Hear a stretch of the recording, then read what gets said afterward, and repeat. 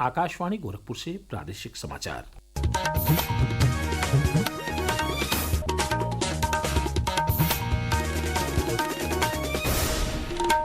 नमस्कार, समाचार बुलेटिन के साथ मैं वेद प्रकाश पाठक। पहले मुख्य समाचार।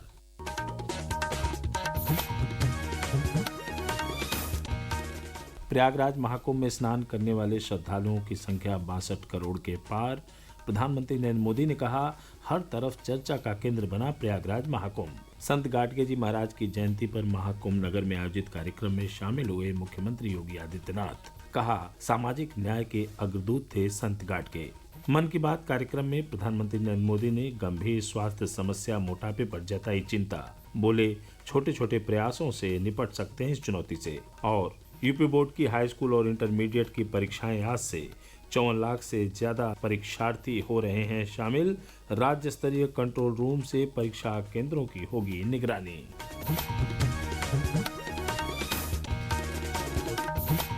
अब समाचार विस्तार से।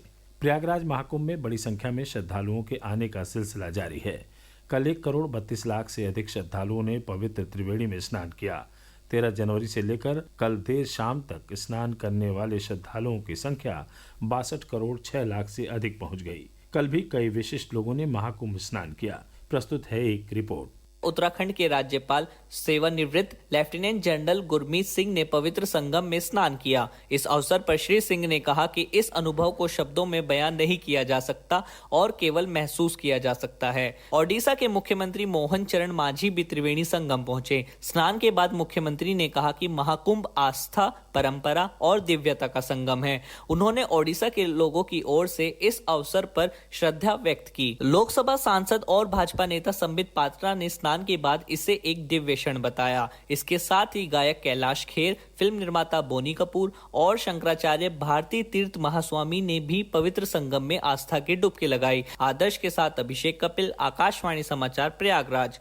प्रधानमंत्री नरेंद्र मोदी ने कहा है कि प्रयागराज में आयोजित महाकुंभ हर तरफ चर्चा का केंद्र बना हुआ है। उन्होंने मध्य प्रदेश के छतरपुर जिले में कल बागेश्वर धाम चिकित्सा और विज्ञान अनुसंधान संस्थान की आधारशिला रखने के बाद लोगों को संबोधित किया। उन्होंने कहा कि ये एकता का महाकुंभ है जो सदियों तक देश में एकता का अमृत परोसता रहेगा। महाकुंभ की हर तरफ चर्चा हो रही है। ये एकता का महाकुंभ है। आने वाली सदियों तक 144 वर्ष के बाद हुआ ये महाकुंभ एकता के महाकुंभ के रूप से प्रेरणा देता रहेगा और देश की एकता को मजबूती देने का अमृत परोसता रहेगा।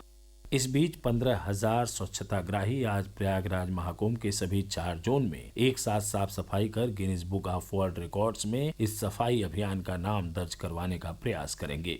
उधर महाकुंभ के आखिरी स्नान महाशिवरात्रि को लेकर प्रशासन तैयारियों को अंतिम रूप दे रहा है। महाकुंभ डीआईजी वैभव कृष्ण ने कहा है कि पुलिस का प्रयास रहेगा कि कुंभ मेला क्षेत्र में कहीं भी ट्रैफिक जाम न हो। भीड़ प्रबंधन के लिए पुलिस तैयार है।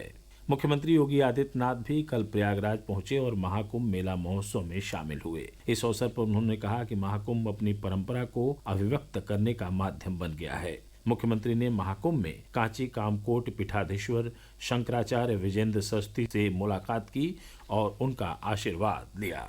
संत गाडगे जी महाराज की 149वीं जयंती पर कल प्रयागराज के महाकुंभ नगर के सेक्टर 1 स्थित गंगा पांडाल में भव्य समारोह आयोजित किया गया। इस अवसर पर मुख्यमंत्री योगी आदित्यनाथ ने संत गाडगे जी को नमन करते हुए कहा कि वे सामाजिक न्याय के अग्रदूत थे, जिन्होंने जातिवाद, अंधविश्वास और अस्वच्छता के खिलाफ व्यापक जनजागरण कर समाज को नई दिशा दी। संत गाडगे जी महाराज शिक्षा के प्रति जागरूक भी करते थे, जातिवादी व्यवस्था का विरोध करते थे और उस समय उनके द्वारा अंधविश्वास का भी विरोध होता था, रूढ़िवादिता का भी विरोध होता था। लेकिन वे जहां जाते थे अपने साथ झाड़ू रख करके स्वच्छता के प्रति आम जन को जागरूक भी करते थे। मुख्यमंत्री ने कहा कि अगले वर्ष संत गाडगे जी महाराज की 150वीं जयंती को और भव्य तरीके से मनाया जाएगा।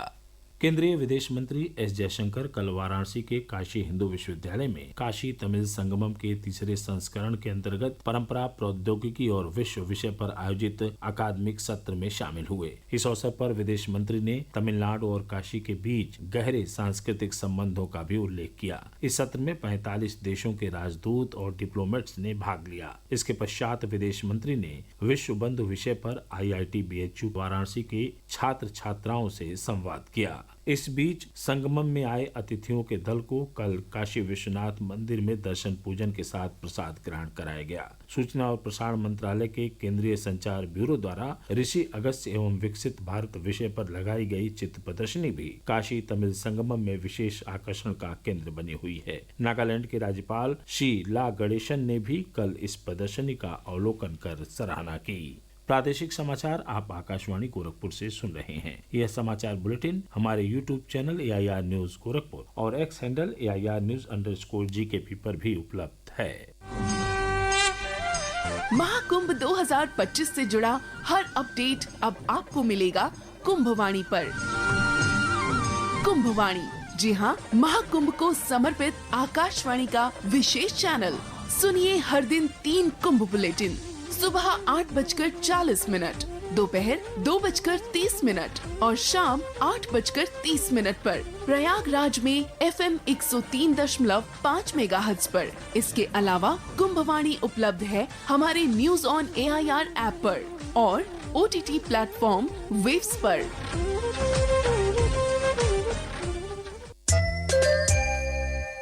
प्रधानमंत्री नरेंद्र मोदी ने कल आकाशवाणी पर मन की बात कार्यक्रम की 119वीं कड़ी में देश विदेश के लोगों के साथ अपने विचार साझा किए। प्रधानमंत्री ने कार्यक्रम में एक गंभीर स्वास्थ्य समस्या मोटापे का विशेष तौर पर उल्लेख किया। अधिक वजन या मोटापा कई तरह की परेशानियों को, बीमारियों को भी जन्म देता है। हम सब मिलकर छोटे छोटे प्रयासों से इस चुनौती से निपट सकते हैं। जैसे एक तरीका मैंने सुझाया था, खाने के तेल में 10% की कमी करना।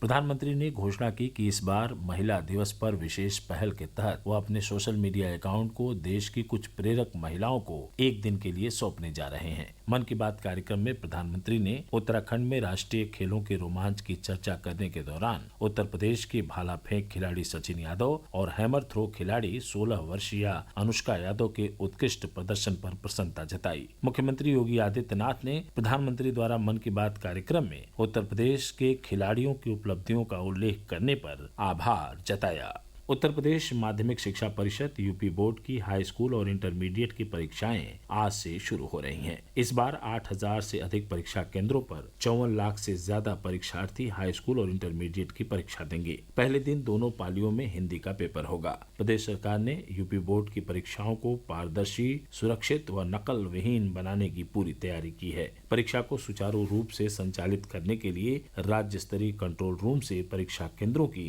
CCTV निगरानी होगी। संवेदनशील परीक्षा केंद्रों पर विशेष निगरानी व्यवस्था के साथ STF और LIU को भी सक्रिय किया गया है। प्रधानमंत्री नरेंद्र मोदी आगामी 28 फरवरी को दिल्ली में सूफी संगीत समारोह जहाने खुसरो के रजत जयंती कार्यक्रम का उद्घाटन करेंगे। कल लखनऊ में एक संवाददाता सम्मेलन में यह जानकारी जहाने खुसरो के संस्थापक और फिल्मकार मुजफ्फर अली ने दी। उन्होंने कहा कि सूफी संगीत समारोह की रजत जयंती में प्रधानमंत्री की उपस्थिति भारत की महान आध्यात्मिक समग्रता का प्रमाण है। संवाददाता सम्मेलन में प्रसार भारती के अध्यक्ष नवनीत सहगल भी मौजूद रहे।